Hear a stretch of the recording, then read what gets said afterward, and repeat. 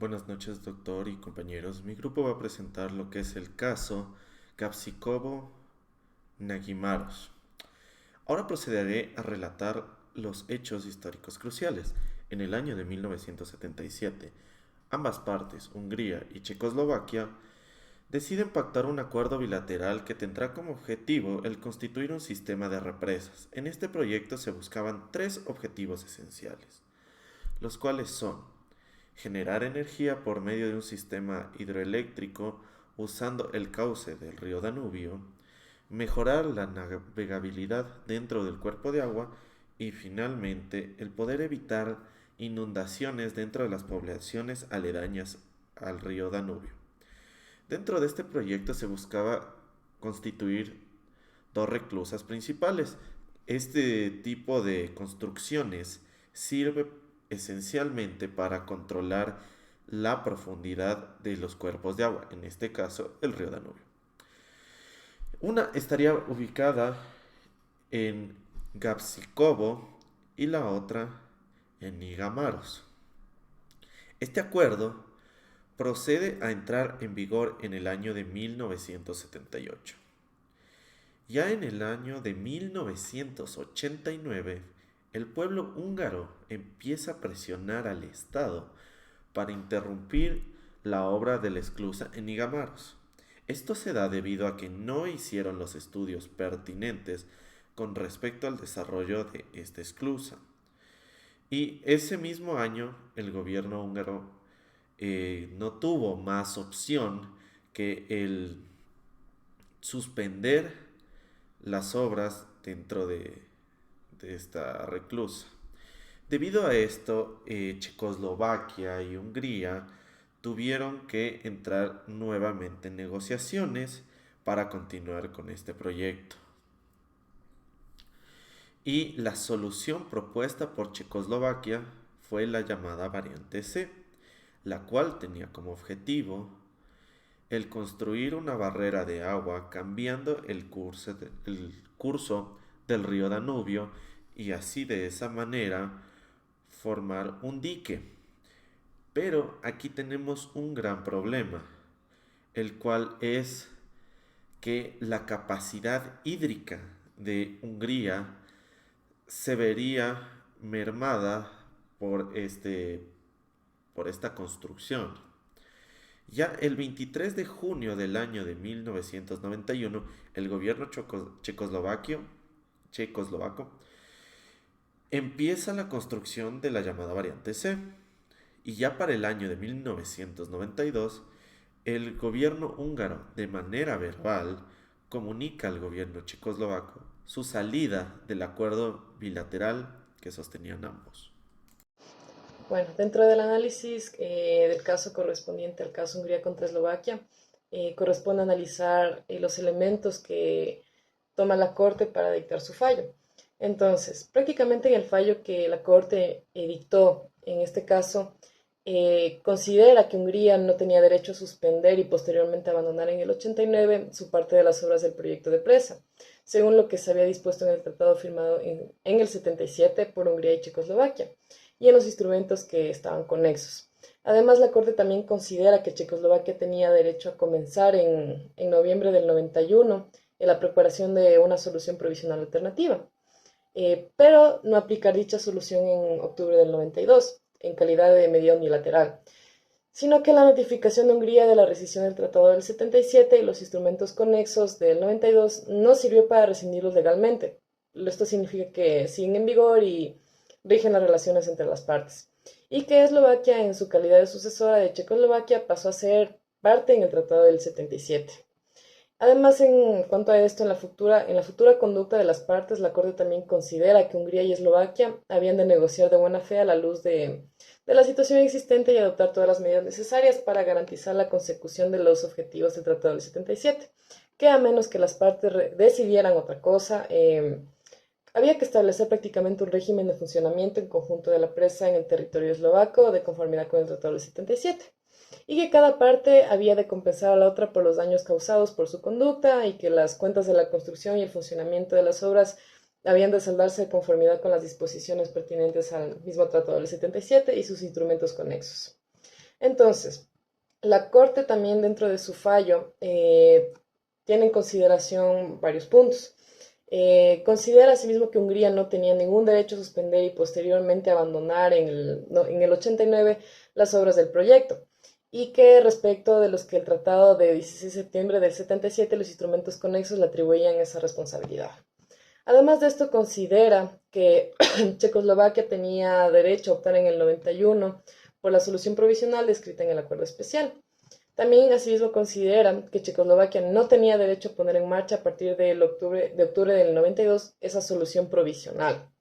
Además de esto, también considera que la notificación del 19 de mayo del 92 de la rescisión del Tratado del 77 y los instrumentos conexos por parte de Hungría no produjo el efecto jurídico de ponerles término. Además de esto, también considera que Eslovaquia, en su calidad de sucesora de Checoslovaquia, pasó a ser parte en el Tratado de 16 de septiembre del 77, a partir del 1 de enero del 93. Asimismo, también considera que Hungría y Eslovaquia, como solución, deberían negociar y de buena fe teniendo en cuenta la situación existente y asimismo adoptar las medidas necesarias para garantizar el logro de los objetivos del Tratado del 77 y de conformidad con las modalidades que acuerden.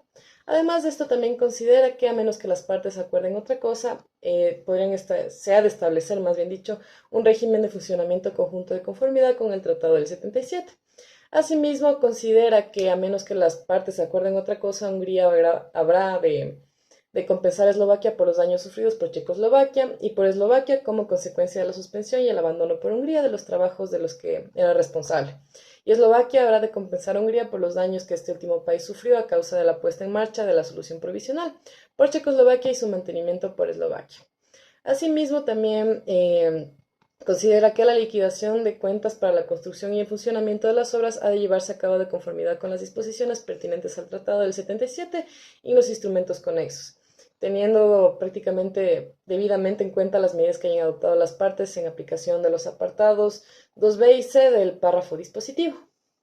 Bueno, yo les voy a hablar acerca de la decisión que tomó la Corte. Ok, la Corte Internacional de Justicia resuelve que la responsabilidad es de ambas partes.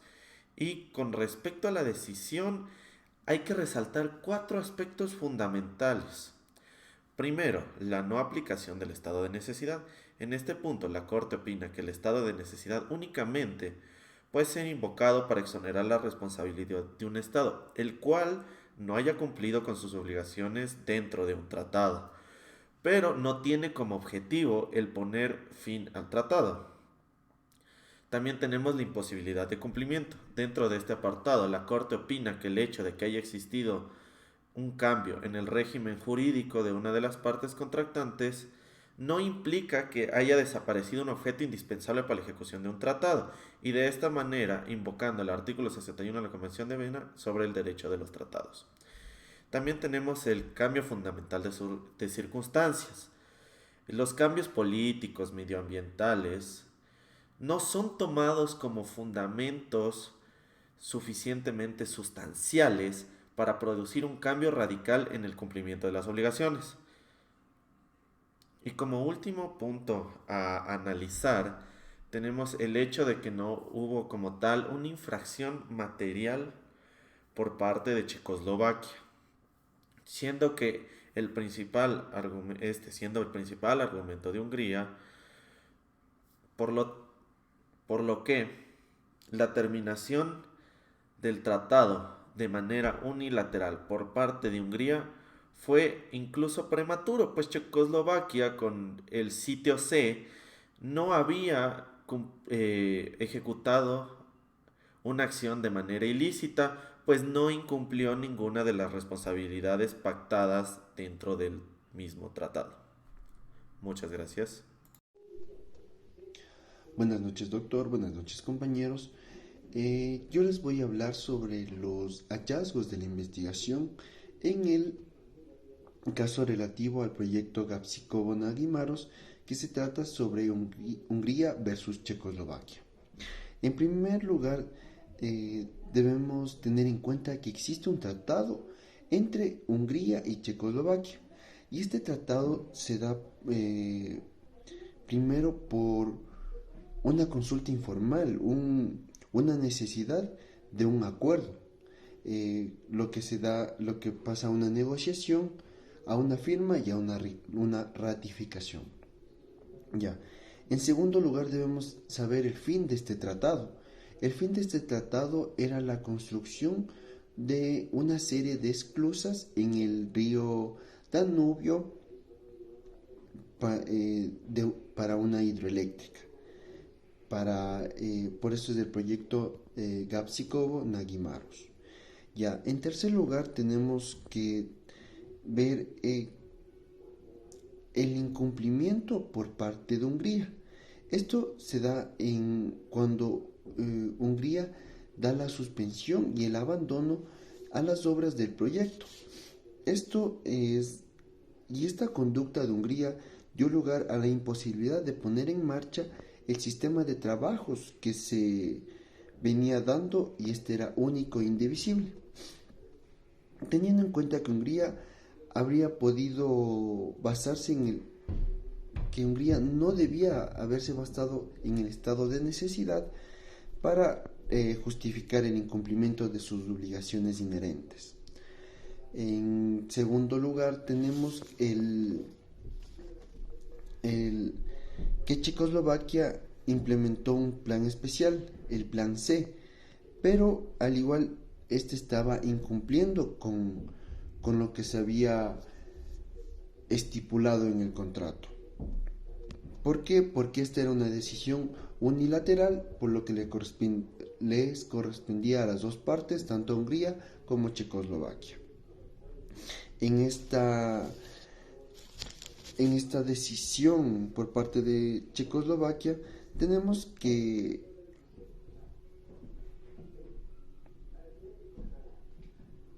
en consecuencia la Corte consideró que Checoslovaquia, al poner en marcha la variante C, no aplicó el tratado de 1977, sino que al contrario infringió ciertas disposiciones expresas, y al hacerlo cometió un acto internacionalmente ilícito. En cuarto lugar tenemos que esto generó un problema al que ahora se encuentran en la actualidad los dos, por lo que la Corte consideró que Hungría y Checoslovaquia no cumplieron con sus obligaciones al Tratado de 1977, y esta conducta recíproca ilícita no puso fin al tratado ni justificó su rescisión. Tenemos que las consecuencias del fallo. Para el momento no se ha pedido que la Corte determine la cuantía de la indemnización, sino que indique en qué se basa, cuál es la base en la que se va a pagar, y ambas partes sostuvieron que habían sufrido consideraciones, pérdidas financieras, y ambas piden indemnizaciones pecuniarias por este concepto. Pero al mismo tiempo la Corte desea destacar que el hecho de que se salden cuentas respecto de los trabajos es diferente a la cuestión de la indemnización, y ha de resolverse de conformidad con el Tratado de 1977 y los instrumentos conexos. Gracias.